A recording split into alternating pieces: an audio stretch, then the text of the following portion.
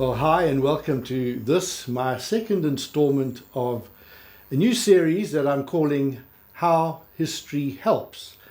Serendipity, the occurrence and development of events by chance in a happy and beneficial way. Well, I had one of those when I went to the book launch of Zapiro's latest cartoon bundle, and I happened to meet up with somebody who I'd met before, Janine Daniel, who is a book agent and publicist for writers. And she said, "John, I've got another really interesting author for you to interview on your YouTube channel. Can I send you the book and can you do an interview?" His name is Seán Morrow and his book is called The Bams of Grasslands Farm.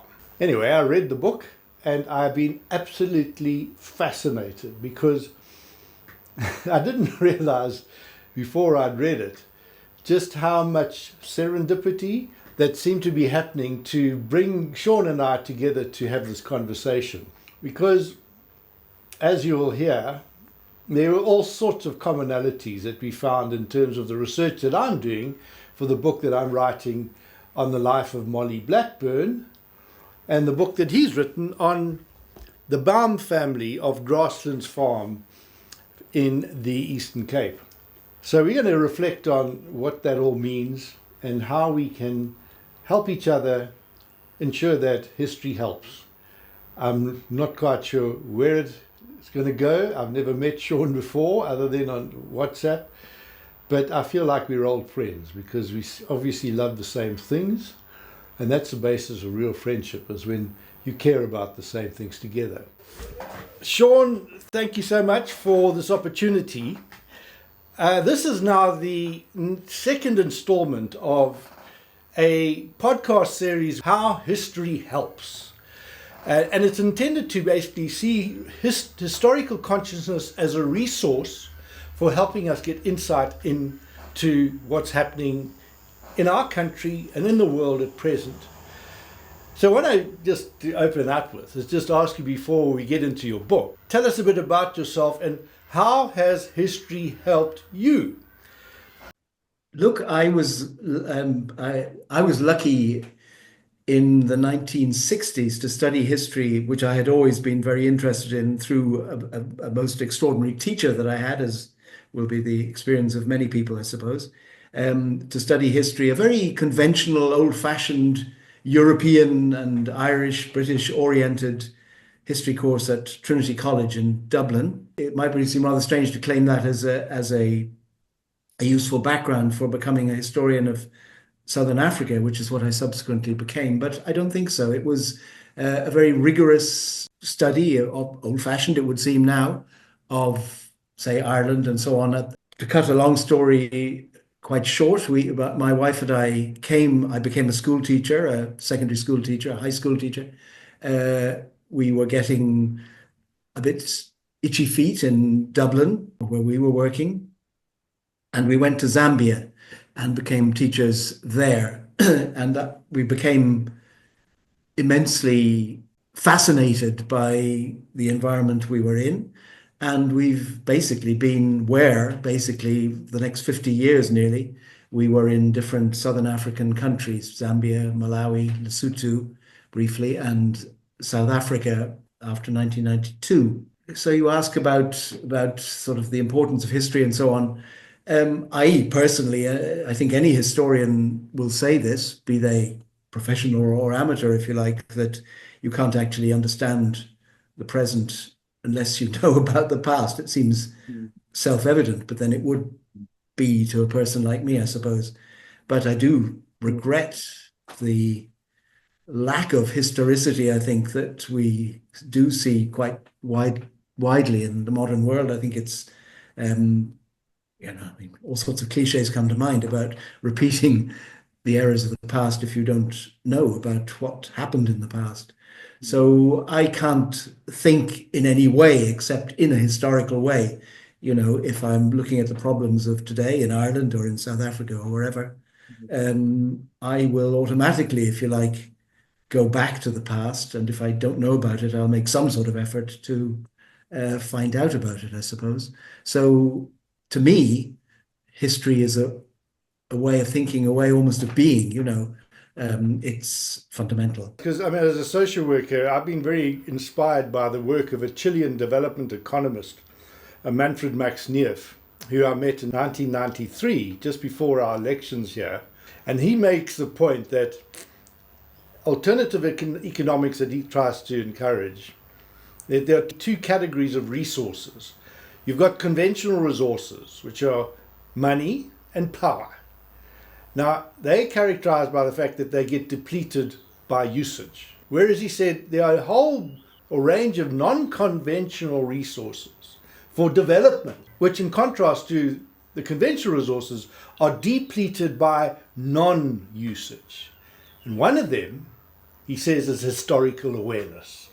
Because this latest book, Bams of Grasslands Farm, it has its deeper roots in the story of Monica Hunter Wilson and her extraordinary contribution as an anthropologist and a lot more to South Africa's development. Give us a sort of an overview of what your book and Monica was about. No, you're quite right. And in fact, the BAM book is intimately linked with the Monica Wilson book. In fact, stem from it. I might come back to that. Well, again, it's difficult to encapsulate many years of study, actually, of the Wilsons. And I say the Wilsons because it wasn't just Monica, it was also her husband. In fact, at one stage, I almost thought that the book should have his name in the title as well as Monica's. Godfrey Wilson, her husband. He became an anthropologist, you might say, in pursuit of Monica. So the story of the two of them is an intellectual history, but it's also an emotional history, if you like, between the two of them. I got into Monica Wilson partly because we spent many years in the Eastern Cape. And of course, she was from the Eastern Cape, from a missionary background, Presbyterian background, although she became an Anglican, sort of morphed into becoming an Anglican. And I got to know Francis Wilson. I listened to the interview you had with him, very nice interview.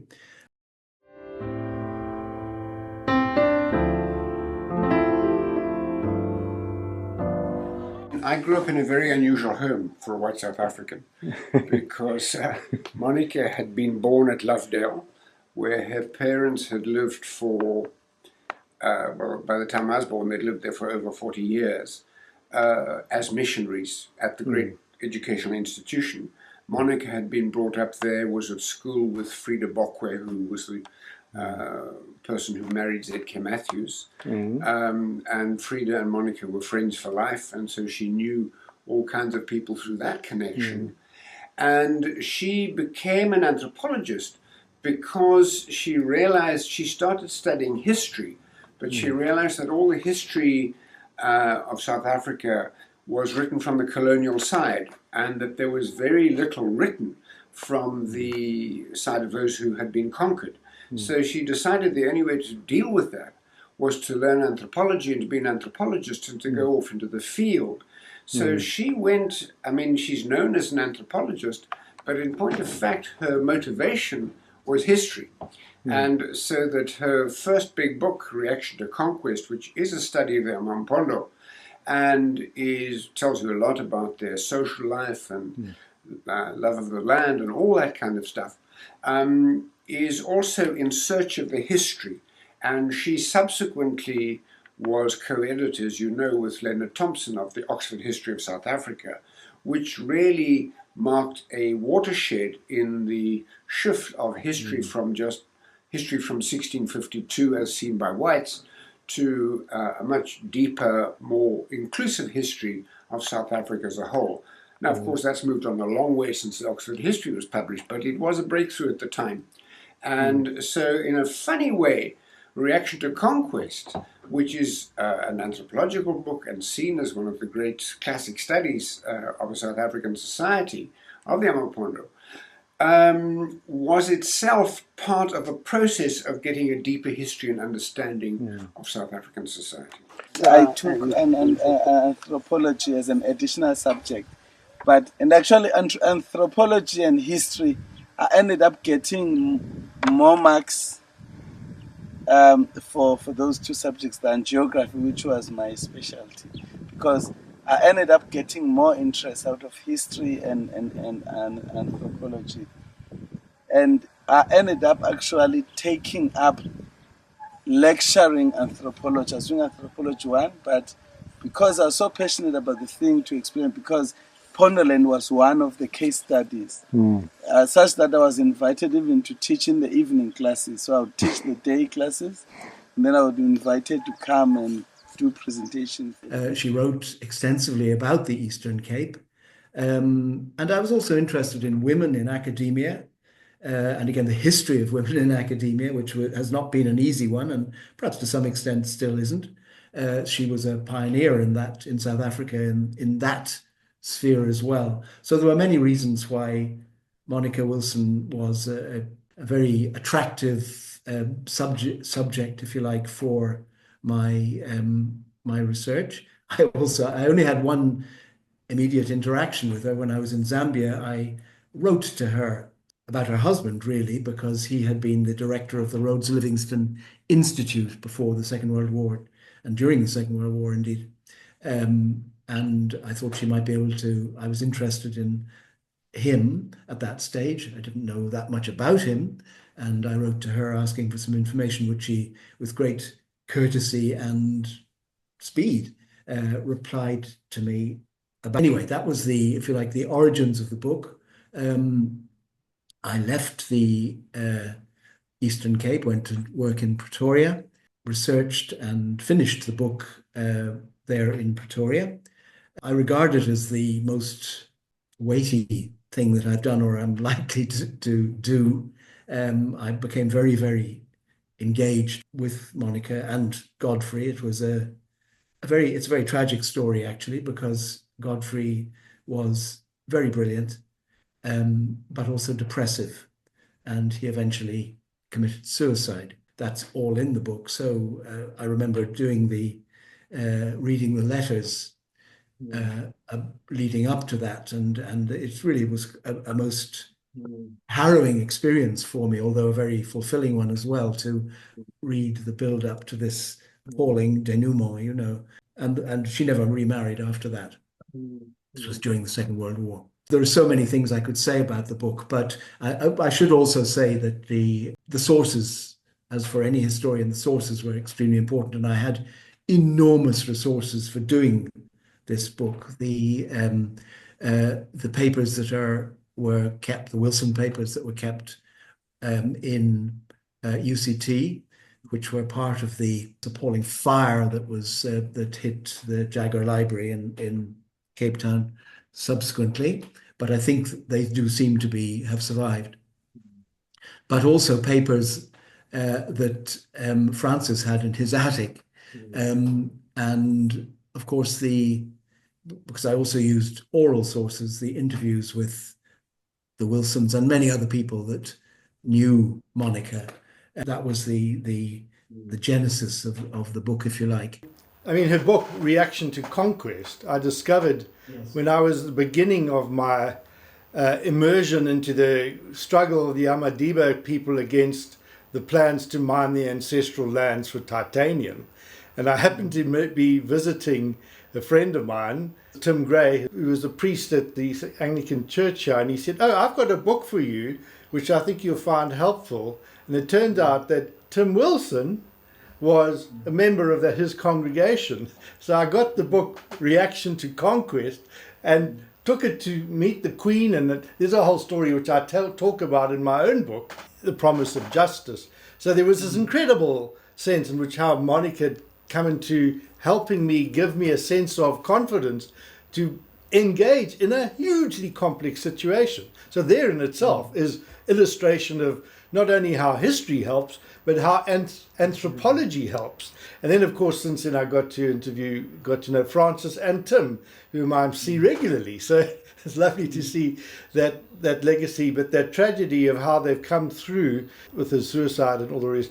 It's also a very present reality. And I think that also comes through in your book in the Bams, is how adversity becomes a spur to greater depth of insight, and that's certainly the two main Bams that are most well known, Fikile Bam and Brigalia Bam. And what I love about the fact is that here we had relatively privileged white people committed to change in this country, going all that time back and literally seeing how this non-racial kind of culture had deep roots in this land through people of such extraordinary conviction, commitment, intelligence, and grace. Mm-hmm. No, that's absolutely true. And I would also add to that you talked about the role of anthropology and in a sort of a pairing with history, if you like. But Monica Wilson was an anthropologist, but the reason she did anthropology at Cambridge before the war was that she was looking for a way of studying the people, that is if you like, the indigenous people of South Africa. And at the time, history as a discipline was very much trammeled by a Eurocentric view. The history of South Africa was the history of whites in South Africa. She was aware of that and was aware that might lead her, studying at that time history, might lead her into a sort of a cul-de-sac, if you like. So she said, well, anthropology is one way. In other words, she took anthropology her interpretation of anthropology and ethnography was a very historical one. So she was, I think, faute de mieux, you might almost say, an anthropologist, but she was of an extremely, and of course with Leonard Thompson, she edited the Oxford History of South Africa, a very major couple of books in its day, in fact, a groundbreaking one. So she was, deeply sort of involved in history. She was, I would say, she was a historian, actually. She was. And I mean, and in fact, the same as to be said of her son, Francis, who, is an economist, but boy, he's written a history of South Africa, which I still sit in absolute awe of for his ability to write with brevity. So I'm going to take a leaf out of his book and try to write the story of Molly Blackburn. And likewise, Tim, son who's a doctor and a pediatrician, but boy, he's far more than just that. He's somebody that's been actively involved in trying to shape the, public health consciousness, political consciousness. I met him a while back with Tim Gray, his pastor, just to say, what can we do about the retaliation against whistleblowers in this country? So that thread of dedication to society still continues through them. And these are important role models, and that's why we want people to kind of read these books. And I have to laugh because when I made that film of my interview with Francis Wilson, which I just say to any viewers, by the way, I'll put a link up now above, which you can look at that, which is a commemoration of Francis after he passed away in 2011, which I happen to have had this interview, which I'd done several years before, and I put it up there just as tribute. Right. But the funny thing is, as I looked at that video again, I advertised the fact that there was a book on Monica Wilson, and there it was your book. And I didn't even realize I was promoting it. So let's hope that people will now go and buy that book, and certainly I'm going to have to do it. Are you planning to come back to South Africa? Because I'd love to have your autograph in. I hope to do so, and I hope to meet you when I do. I haven't got a specific plan yet, but one of our sons is still there, and our granddaughter. So let's now talk about this other incredible serendipity, which I got your book from Janine, and you start off by talking about Grasslands Farm. You talk about how the British had granted certain farms to deserving natives, as they called them, and it took a while for the authorities to survey the land and finalize the grants, and that Solomon Bam was the spokesman for the group. He was obviously already exercising leadership, and he wrote to the Tsolo magistrate on behalf of the claimants, asked them to recommend that the government effect its promises by having orders issued to one of the government surveyors to survey the grants promised to us by the said commission. That was the vacant lands position of 1883. Now, this was an area which is, people just to know, used to be called no man's land. It was in the area which was between the Drakensberg Mountains and the more coastal regions.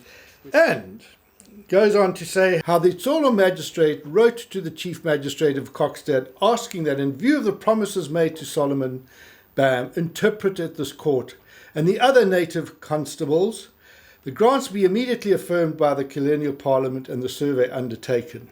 Parliament affirmed the grants in 1887, and finally the survey was carried out, and Solomon became the definitive owner of the 500 Morgan grasslands at Gotwana. Now, obviously, because I've been researching my own family history in there, I immediately recognized that that magistrate was my great uncle, Captain John Thomas O'Connor. And let me share you this little story, which just shows you how history helps.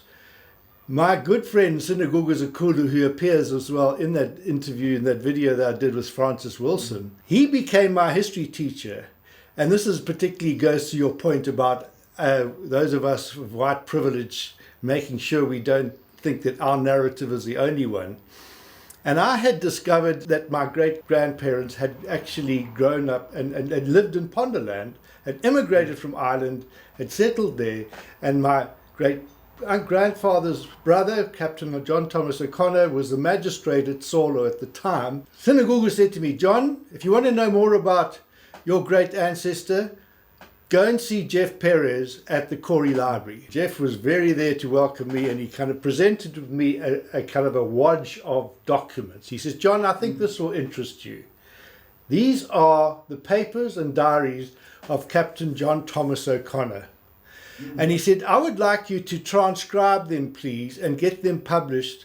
And Corey Library will help you do that." And then I discovered that this great uncle of mine, who I knew nothing about up to that point, but my great-grandparents had basically left as traders in the Transkei, come to Johannesburg, and there's very little evidence of what they did. But his brother, whom he left behind, had quite an impact in the Eastern Cape politics of the time, who was a commander of the Cape Mounted Rifles.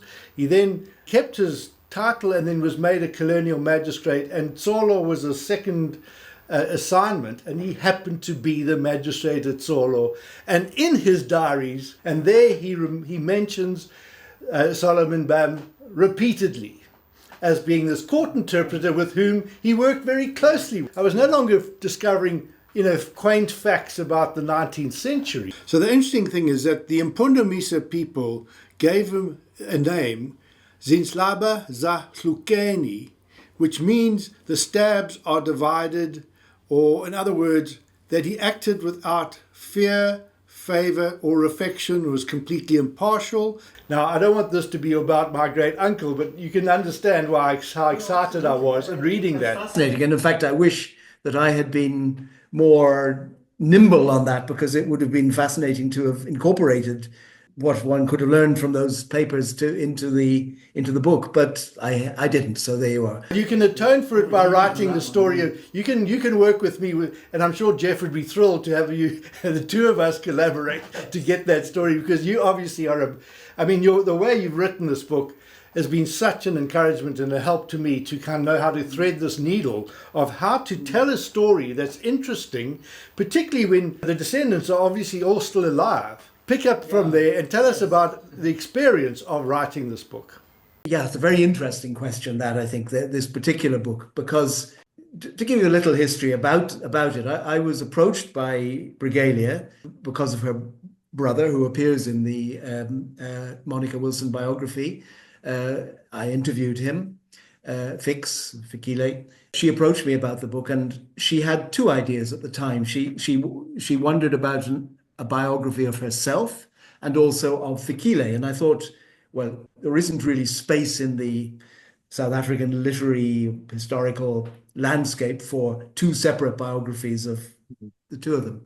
But I wondered if a family history could incorporate both of them and other relatives as well. So that was how that came about. I must say that over the years, because it took a long time, it's quite difficult to create a story arc amongst a quite obviously many similarities, but a diverse group of people, So how was one to do that? It's comparatively easy with with an individual. So, but now this was it's almost as much a literary as a scholarly question, really.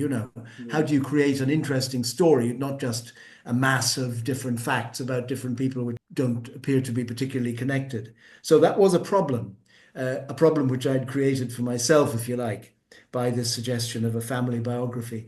But it's readers who will say if I've succeeded or not. But I think it did succeed in the end, and I think in other words, I think there is a story arc, if you like, to the book. And one way I tried to do that was to create, they're only a page or so each, page and a half each, but these two interludes, which you've probably seen in the book, which at sort of key points try to gather together the stories and relate them to the broader South African and even international context. And I think that helped to tie these different individual stories together into a coherent whole, if you like. At least I hope so. And that was my aim. So I'm quite pleased that, at least as far as I can see, that I did manage to make a coherent book out of it, because at times I felt, God, this is never going to really hang together, That's, if you like, the story of how the story came into being. It stemmed from the Monica book, because, as I say, I interviewed Fikile because he had been a student of Monica Wilson's in UCT. He was one of the last black, and I use that in the sort of South African sense of black as opposed to colored, students who were allowed to be at UCT before it wasn't UCT's fault. Things just closed in, as you know, at that point. So he and a few others, like Archie Mafeji, I'm sure is a name you will know about.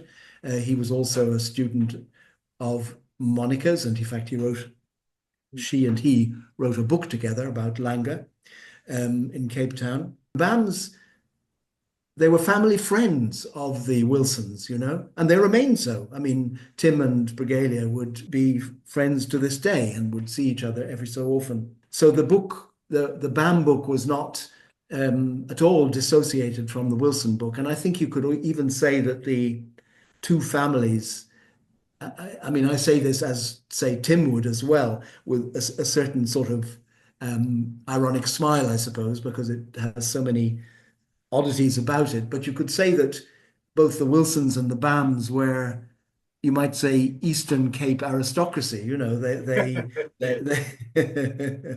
They which is actually, I mean, there are many ironies about that. One of them being that actually the Bams do not come from a royal background in terms of the Mpondomise. They would have been commoners, I think, sort of proudly so. So, in other words, the Wilsons and the Bams go back a long way together.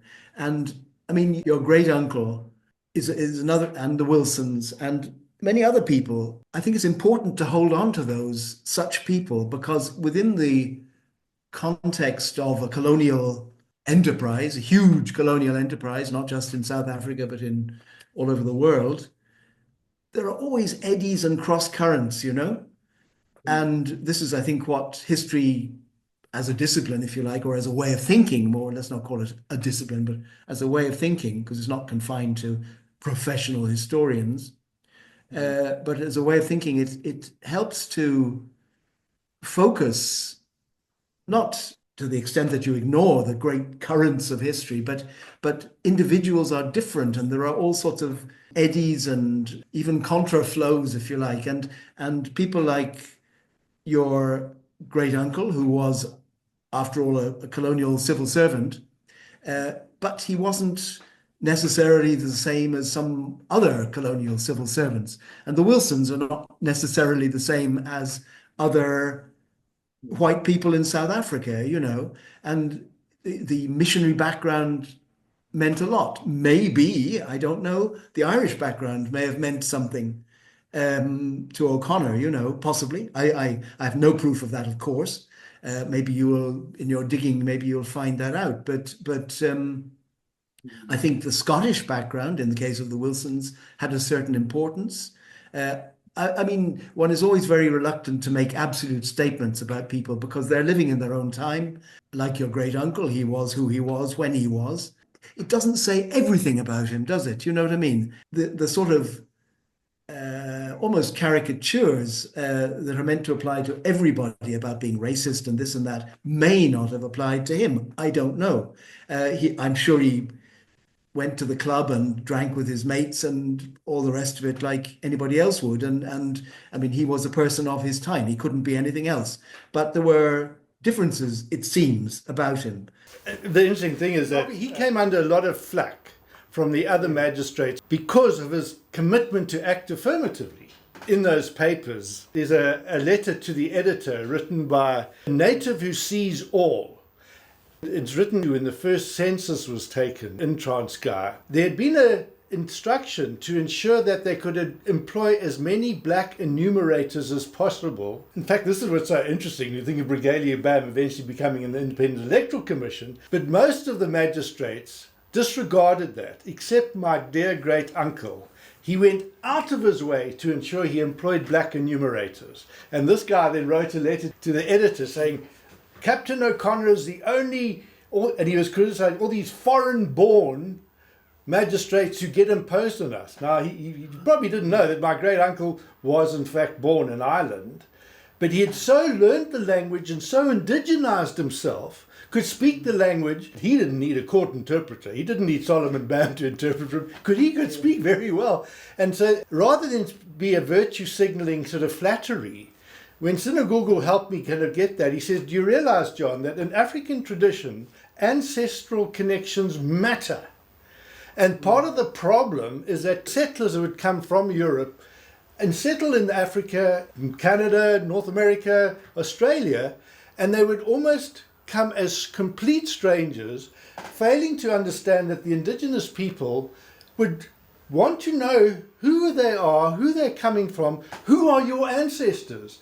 But often there was an ambivalence about settlers as to where they were coming from. And if you think of the study of the 1820 settlers, many of them were coming out of a sense of shame. They'd been manipulated, they'd all sorts of things. And it was very traumatic for them. But the African indigenous culture is your ancestors matter. And I can say with absolute certainty, for whatever modest contribution I've been able to make as a social worker with the Impondo people, and particularly and generally, it's because I allowed myself to be led and schooled and indigenized. And part of it meant understanding who my ancestors were. And I had an extraordinary experience with the Sangoma, if I may just tell you this, because I've been dying to share it with somebody who understands the importance of it, and you would. When I told him about my ancestors and the fact that my great-grandparents had come to Johannesburg, make their fortune, having had a claim in 1887, they first arrived, they were among the 3,000 first residents of Johannesburg. My great-grandfather died as a night watchman in the Johannesburg law courts, never having made his fortune, in relative poverty, and very bitter in the family about J.B. Robinson, the great financial father of Johannesburg, for having supposedly swindled them out of their family fortune. Now, this was after Captain John Thomas had died. Sadly, he died in 1899. So when I shared this story with this Sangoma, or Jabulani Mbuyisa, without any hesitation, he said, well, John, that's why you're here. Your ancestors and my ancestors have got together and said, it's not going to happen again. We're not going to have another swindle of people from a mining entrepreneur from overseas. So I looked at my social work textbooks and said, where is there kind of guidance on how you contract with the ancestors? Of course. And I'm sharing this to show you how much I appreciate you writing this book, because it's now added another thread for when I go and see Brigalia, as I'm planning to do, simply because I need some help from her and guidance, as you've now helped me in working with the whistleblowers that I work with, and the frustration that we have with people that needing compensation for the Lotteries Commission, all this people that have been retaliated against. And Brigalia is the obvious person to talk to. So do you see what you're doing? You see what your book's doing for us? Well, go and see her quickly, because She is 91, you know. Absolutely, he has all her marbles. She will claim not to, but she does. She is remarkable. And she is also charming and very, very charming lady. So do go and see her and go and see her. But that's why I'm also in a hurry to get the book and Molly Blackburn done, because her sister, Julie Chalmers, is also she's 92. And the family have said, John, get on with this thing, because I get so interested in all these tangents, and I was talking with you and sort of find myself straying into all sorts of directions. So I want to share that and say thank you. Well, I hope I'm one tangent that leads back to your sort of main, main thread. If I'm not mixing my metaphors there, yeah. Everybody's got their own history and their own narrative. And what was interesting is that having both Fikile and Brigalia, I mean, you recognize all the others as well, but these were the high-profile people. These are the people that really, have been known in history.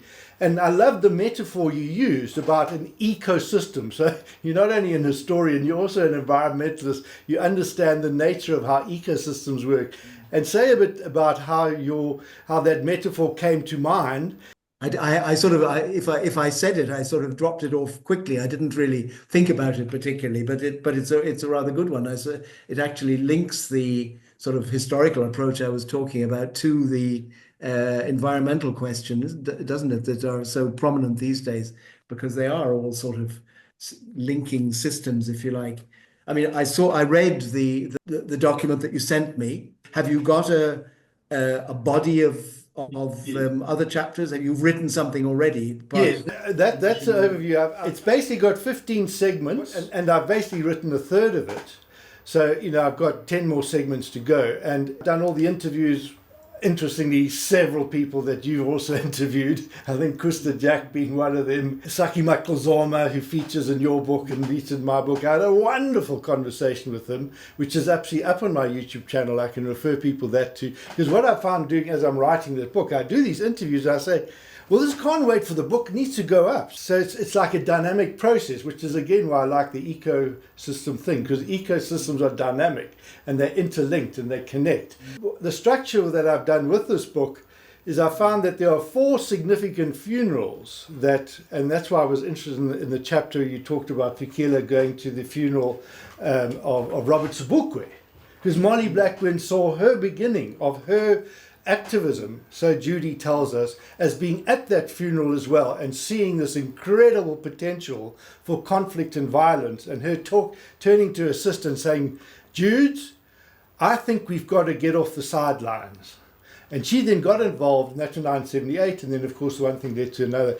So I've got these 4 funerals. It was that funeral of Robert Sobukwe where it started, with the funeral of James Kalata, who was the father of Fort Kalata, who then ended up one of the Cradock Four, the Langa massacre, and then Molly's funeral.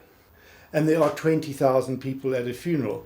And I think those stories are so important to tell because of the disastrous situation that we seem to be in at present in the world globally. And we need to inspire people with stories. Say a bit more about what inspiration did you get from the Bams? Well, that's a complicated question. I mean, I think I would say about the Bams in general, the sort of undercurrent of the book, I think. I mean, I talked about them being sort of Eastern Cape aristocracy. I use that very, very loosely and ironically, as I said. But the point is, they were an educated family. They were a family who they were on a par with people like Matthews, with the Jordans, many of them from the Eastern Cape. And I think what struck me and what I won't say I learned, I mean, I think I would have felt this all along, but it reinforced this, was the tragedy really of South Africa, that the sort of class, if you like, of people who ought to have, I won't say inherited South Africa, but should have been people who moved into positions of influence and guidance, and politically and economically and in other ways, were shut down by apartheid, families like the Bams, families like the Matthews, families like the Jordans, and many of them found themselves in prison or in exile or marginalized in one way or the other. And they are now important in the context of South Africa, but it should have been an easier ride for South Africa, I think, if that class of people had been given, if you like, their natural place in South Africa as a whole. That tragedy really is I think, what underlies the book, I mean, certainly Fix became a judge, Brigalia became very important in the World Council of Churches and then in South Africa subsequently with the Independent Electoral Commission and so on. But if you want to look at the sort of the gangsters who, if you like, took over under Zuma and so on, but they're a million miles away from that class of people, and I don't think they ever would have had the opportunity to make the mess of South Africa, which they quite substantially did, if a group of people with much more integrity, stemming in many ways, as say somebody like Brigalia would say herself, from mission schools. Also, I mean, in this odd sort of way that, I mean, the Transkei, for example, it was first a sort of a native reserve, as they would have been called, and then became used by apartheid as a Bantustan and so on. Yet it did give a certain very limited sort of independence and autonomy to families like the Bams, very ironical and very contradictory and so on in a way. That, I think, underlies the book, and that stays with me as the sort of the lesson of families like that. They are people of great. So I don't mean that every Bam, that every Jordan, that every Makawane and so on were wonderful, great people. Of course not. They're human beings like all of us, but with their failings as well as their strengths. But still, if South Africa had been enabled to, which was just about conceivable, perhaps in the 40s, had managed to launch itself on a somewhat different trajectory where people like that became part of the ruling class rather than just more blacks who've got to be kept down, then South Africa might have had a much easier history than it did have. So, I mean, I don't know if that comes through in the book, but that's the sort of underlying. Well, what comes through for me is that one of my close friends is Taliso Tupanyane, who was in the Human Rights Commission, friend of Barney Pachana, who features, and the first thing I'm going to do is get Taliso to read this book and say, and Taliso, you must write your story. He's told the story in an interview, and I'm going to be interviewing him next, because, my gosh, he was one of those people that just stood his ground in the Human Rights Commission. When this whole Kolobeni mining thing was happening, he stood the ground. He said, look, we're going to subpoena the ministers to give an account. This was 2007, before the thing melted down. And even then, in the ANC, as at that time, it was still progressive, it was still under Mbeki, the story is going to be told. But the point is, there is this, as I say, this golden thread of people that were motivated by principle. But at the same time, an interesting thing I found is in your book was about the relationship between the unity movement, with Neville Alexander and Steve Biko. And that, just tell us that little episode about Steve Biko going with Fix, going all the way to Cape Town to see Neville Alexander and being told sorry. Explain that little story to us, give people a little bit of idea. My goodness, yes, a very interesting one. Well, they Fix, as you say, was I mean, the unity movement was really became a sort of an umbrella for a whole lot of different, I suppose you could call them Trotskyist movements, left-wing Marxist, but not Communist Party people. There's something about those sorts of movements that are very, what can I say, vociferous. They tend to quarrel very amongst themselves on what some people would say are sort of points of ideological detail, which become very important amongst them. And that was what Fix and Biko went to see Neville Alexander in Cape Town at great danger to themselves, but taking an enormous risk to going down to Cape Town. Fix tried to bring together, and he was known for this peacemaking element in his personality, not weak at all, but wanting to bring people together rather than that they should sort of be separated. And he tried to bring Neville and Biko together because there were many points in common between the sort of broadly unity movement and the Black consciousness movement, the idea, to try and make a common front. But Neville Alexander refused to see him, and Fix tried, it was ludicrous in a way, people sitting outside in the car and Fix going into his old comrade Alexander to get him, for God's sake, just talk to this man, but he wouldn't on a point of principle, if you like, so he never did actually. I'm right, I think. Yes, he never did get to see him at that point. And they left and drove back to the Eastern Cape. But again, it illustrates several things. I think it illustrates what could have been an important moment in creating combined resistance rather than sort of this divided, rather sectarian sort of scene that was on the left at that time. And it does illustrate the weaknesses, I think, of an otherwise very, in many ways, very admirable group of people. These sort of unity movement family of left-wing activists.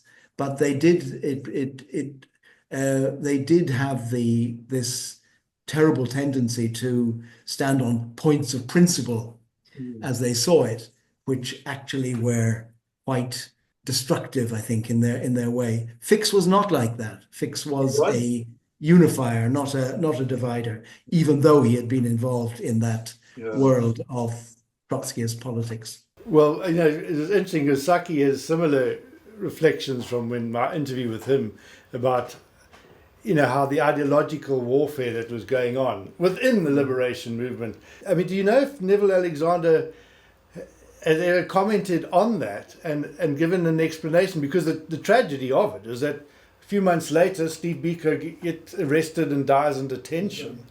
And, and one has these sort of counterfactuals, what could have happened had there been a kind of a gathering and a connecting with each other?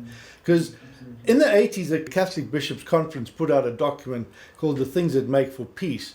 And they were looking at some of the key things that were making for conflict. And one of them was the clash of ideologies, wealth and poverty, race and apartheid, and fear. Do you have any information about what Neville Alexander's reaction to that was? No, I did interview Neville for the Monica book. At that point, I wasn't oriented towards that particular question at all, so I never asked him anything about it, obviously. And he was dead then by the time that I was doing the BAM book. The reason I'm bringing it up is not to embarrass him, or just to say to people, we need to stretch outside of our comfort zones. We are so polarized in our society globally, and it's so important that we somehow build bridges, which is, of course, what Molly Blackburn was doing, and that's why I'm writing her story. But the other comment is that, you say, well, why things got so bad? Well, it was a liberation struggle, a struggle for freedom. Yeah. And I think in my own book, I say, well, freedom from or freedom for what? What was the freedom for? We've had freedom, and unfortunately it's been interpreted, well, that means we can just help ourselves to state resources at every opportunity because it's our turn to actually feast, and it's that attitude. And I'm a Christian and I work within that sort of framework, and I'm just trying to encourage people to say, and what I saw with Fix, he found him, all people have our own journeys, but towards the end of his life, he found himself back at the Sophia Town Church where he had got his nourishment from. One last question I want to just quickly put to you, which is another hugely important intersection with my book, and that, which I found so interesting, is you talk about Fix being in the director of the Legal Resources Centre in the Eastern Cape in Port Elizabeth, and working closely with Vanessa Brereton. Tell us about that thing and what that happened there, because there's something very interesting that I'd like to see what we can do with to actually take this thing to closure. I don't know a lot about Vanessa Brereton, but everybody who's interested in this sort of field knows now about her. She worked with the Underfix in the Legal Resources Centre, worked very hard. Hello and welcome to Special Assignment, where we bring you an exclusive interview with the real agent RS452. Vanessa Brereton was in fact an undercover agent for the notorious Eastern Cape Security Police. She was reporting to this man, Colonel Carl Edwards. First he became her lover and then her handler. She says she agreed to become a spy for apartheid because she wanted to please him. She has now confessed to her past as Agent RS452. Ashamed and guilty, she says her relationship with Colonel Edwards was central to her decision to become a spy. I'd met him in December 84 at a social occasion, and we became lovers. He mentioned to me in about March that he was looking for a human rights lawyer who would have the ability to infiltrate the white left. I was attracted to him from that first meeting, and I just blinded myself to his occupation. And because I was in love with him and spellbound by him, I agreed to become an agent. You say you haven't told anyone about this for almost 20 years now. Mm-hmm. Why did you decide to speak out? I decided to speak out because of the accusations being levelled against Bulelani Nguka being Agent RS452. I couldn't sit back and let the reputation of an innocent person be besmirched when in fact I was that agent. I can only apologise for the hurt that I've caused them. I don't have a right to ask for their forgiveness. I'm even finding it difficult to forgive myself for what I did. I can't make any excuses for what I did either. I would like to say to everybody that I feel sorry for what I've done. I know you feel that I betrayed you. However, I was concerned about your welfare. I was one of the few human rights lawyers who did go and visit their clients in detention on a regular basis. And I hope that will, in some small measure, perhaps help in the healing process.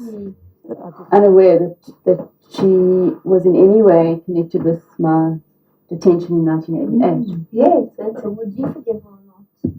What she did? Well, I would, but I would. I mean, I would accept her apology, but I actually want her to. I mean, now this is something new, which I haven't heard before. So I actually would like to talk to her and find out exactly what she did, what information she did pass on. She always wanted to be somebody, and I wonder now whether she hasn't reached the peak of her ambition.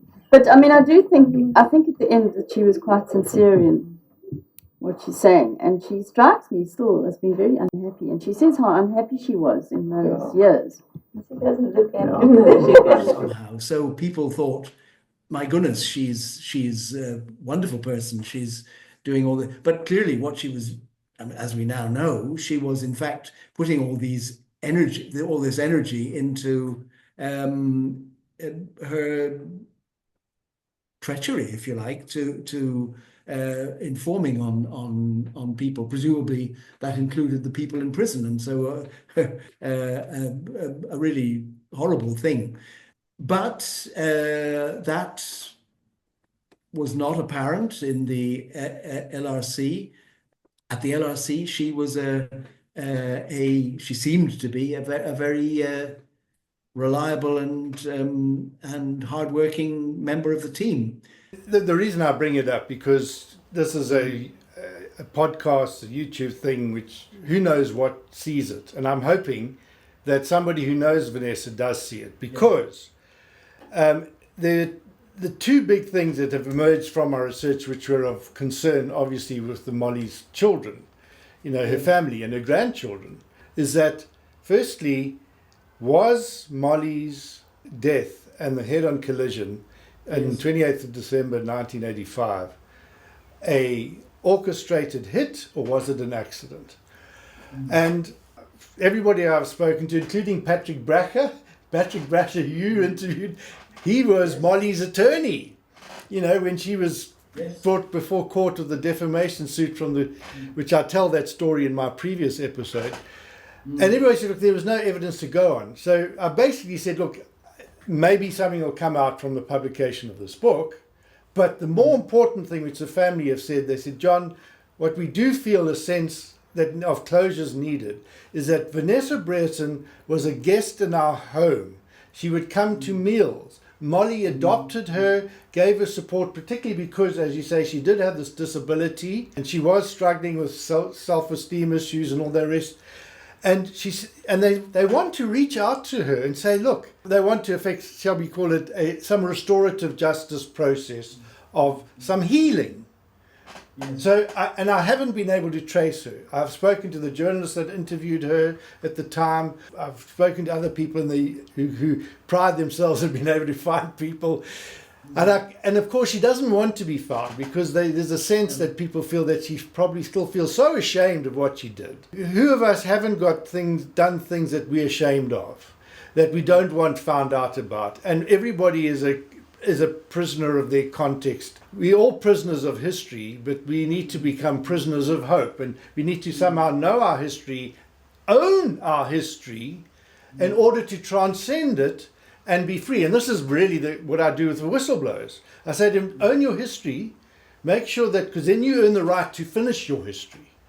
If you don't, then your adversaries are going to find ways of manipulating you. So it's within that context, it's me being the social worker, not just an author. I'm asking everybody who watches this thing, if you happen to know, here's some of the links to the stories that we know, and put it out there, and hopefully there will be some response. Which brings me to the thing, what is your next book, Seán? I don't know. I have some ideas about something on an Irish topic, actually, but they're not as fully formed yet that I want to sort of talk about them too confidently. So I'm going to leave that hanging, if I may. But I am not hanging up my boots or whatever people do on history and so on. But I mean, when you finished the O'Connor story, your O'Connor story is a fascinating one. How extensive, are these papers? Pretty extensive. Are they? They are. He started twice to write his own sort of biography, and then he got sidetracked. But he kept, some of them are just about what the weather's like, and his brothers come to visit and borrow his horse and things like that, which of course humanizes him. The priority right now is obviously getting Molly's story, but that would then be the next one, is to actually go back to that.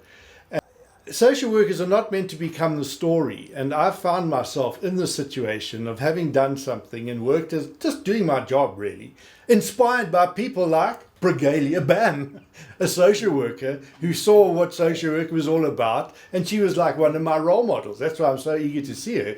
And as far as I was concerned, I wasn't doing anything exceptional in my work with the Amadiba, which eventually got the mining rights revoked, which eventually got the High Constitutional Court to issue a judgment which outlawed slap suits, and which is now have got the courts have actually stopped Shell from their seismic explorations on the coast. Who would have imagined all that would have happened?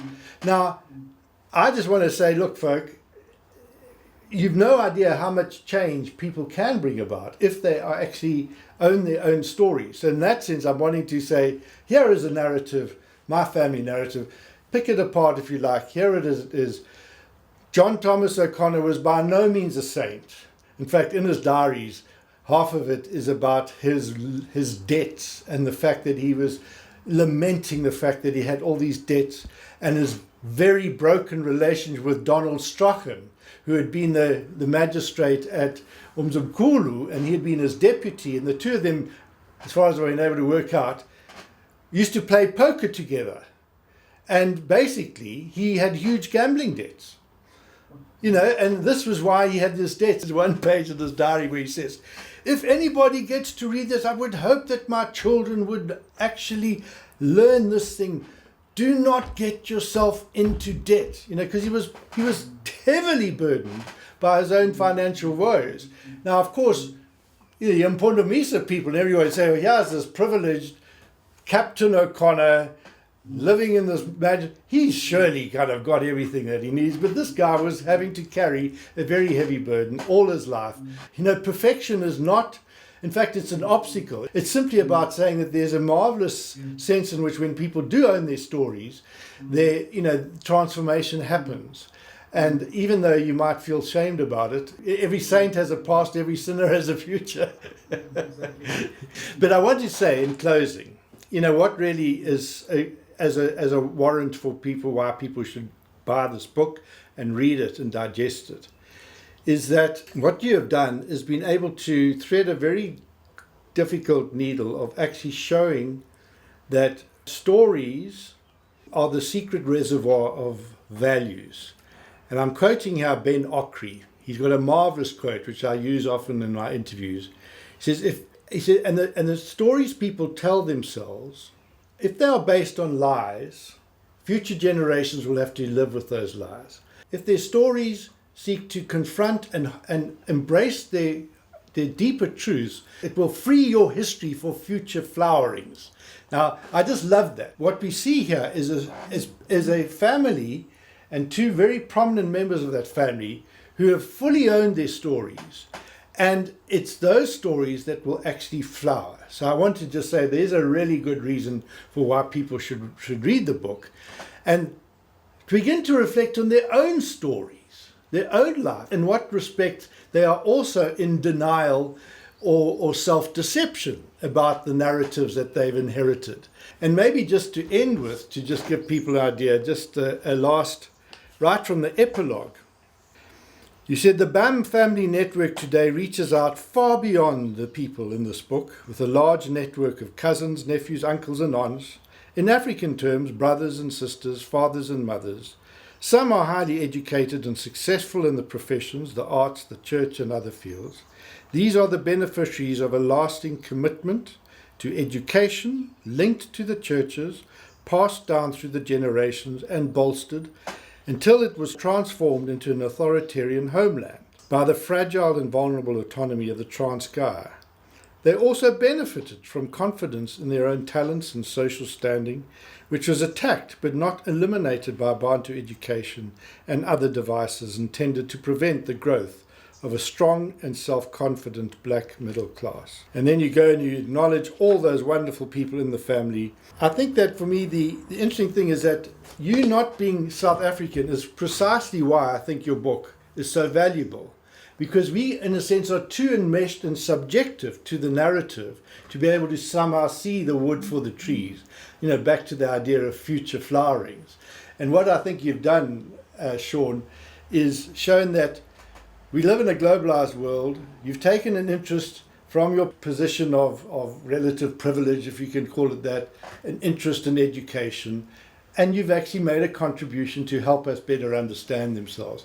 And what a contrast that presents to what's happening politically, globally in our world today. You're so right. Yeah. Well, look, John, I really appreciate that. It's good to think that you think, and I hope it's true. I think it has at least a lot of truth in it, that the book can have that sort of impact. It was quite a difficult book to write, but if the story that you're So you picked on a rather good piece to quote there, I think, and that does, I think, sum up in some ways what I think the importance of the book was. So thank you very much. Yeah.